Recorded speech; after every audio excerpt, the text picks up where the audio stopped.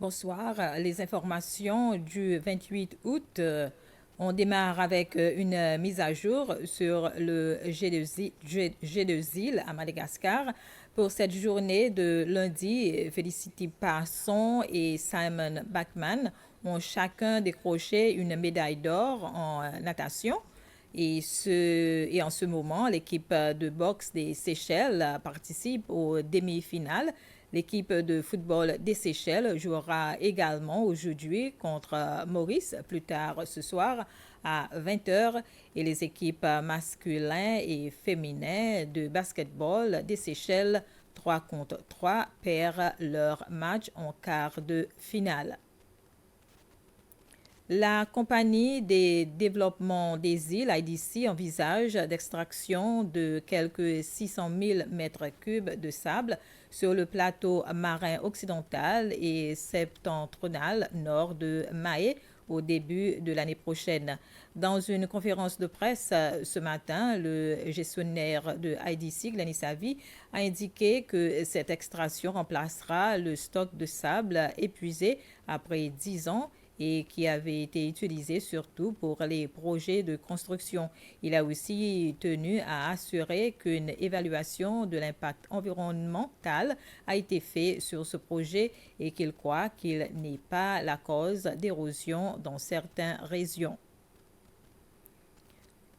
Le Bureau national des statistiques se prépare pour un autre sondage l'année prochaine sur le coût de la vie dans le pays. Le Bureau national des statistiques est en train de préparer les agents qui effectuera le sondage. Selon le Bureau national des statistiques, le coût de la vie a augmenté d'environ 6 000 roupies entre 2013 et 2018. Cette information est basée sur les deux derniers recensements. Un mini-sondage aura lieu en septembre dans 3 districts uniquement, à savoir Besseton-Praslin, Au Cap et Persévérance. Et la préparation des agents a déjà commencé dans un atelier pour former les volontaires.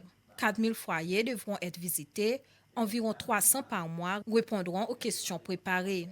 Les familles à être interrogées ont été sélectionnées au hasard dans tous les districts. Les agents seront reconnaissables grâce à un badge d'identification et un veston marqué NBS. Le résultat de ce sondage 2024 seront publiés en 2025. L'envoyé spécial du roi d'Arabie Saoudite, Abdulaziz Katan, a rencontré le président Wavel Ramkalawan à State House. Ils ont entamé des discussions sur les divers secteurs de coopération. Les Seychelles et l'Arabie saoudite ont entamé des discussions sur les diverses façons de renforcer leurs relations dans plusieurs secteurs. Ceci après que l'envoyé spécial du roi d'Arabie saoudite, Abdulaziz Katan, a rencontré le président Wavel Ramkalawan ce matin à State House. Monsieur Katan est porté d'une invitation au président à assister à 2 sommets qui se tiendront en Arabie saoudite bientôt. Cet envoyé du roi est également ici pour savoir si les Seychelles soutiennent toujours la candidature de son pays à l'organisation de l'exposition universelle de 2030. Les discussions ont également porté sur la façon dont l'Arabie saoudite pourrait appuyer la réalisation de plusieurs de nos projets de développement en cours. Le ministre des Affaires étrangères et du Tourisme, Sylvestre Radegonde, qui a aussi rencontré M. Abdulaziz Katan, a indiqué que l'Arabie saoudite est un marché touristique potentiel pour les Seychelles. Pour sa part, le conseiller spécial du roi d'Arabie saoudite a qualifié sa rencontre avec le président de fructueuse et positive. C'était les informations. Bref, merci de votre attention.